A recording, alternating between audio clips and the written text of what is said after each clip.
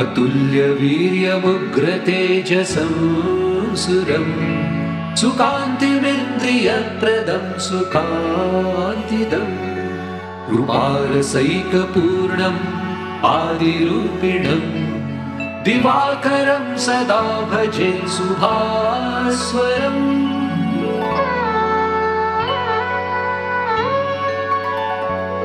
बिन्दुं महीपतिं च नित्यसंस्तुतं कलासुवर्णभूषणं रथस्थितम् अचिन्त्यमात्मरूपिणं ग्रहाश्रयम् दिवाकरं सदा भजे शुभास्वरम्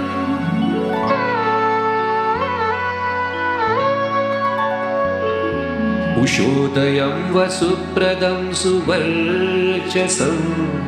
विधिप्रकाशकं कविं कृपाकरम् सुशान्तमूर्तिमूर्ध्वगं जगज्ज्वलम् दिवाकरं सदा भजे शुभास्वरम्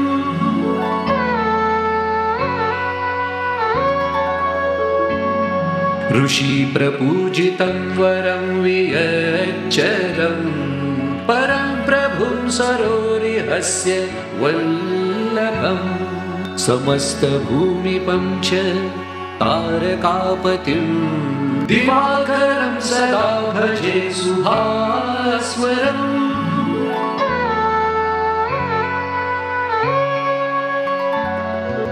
ग्रहाधिपं गुणान्वितं च निर्जरं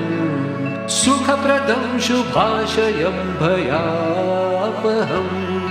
हिरण्यगर्भमुत्तमं च भास्करम् दिवाकरं सदा भजे शुभास्वरम् शुभास्वरम् शुभास्वरम् ॐ मित्राय नमः ॐ भृगवये नमः ॐ सूर्याय नमः ॐ भानवे नमः ॐ खगाय नमः ॐ पूष्णे नमः ॐ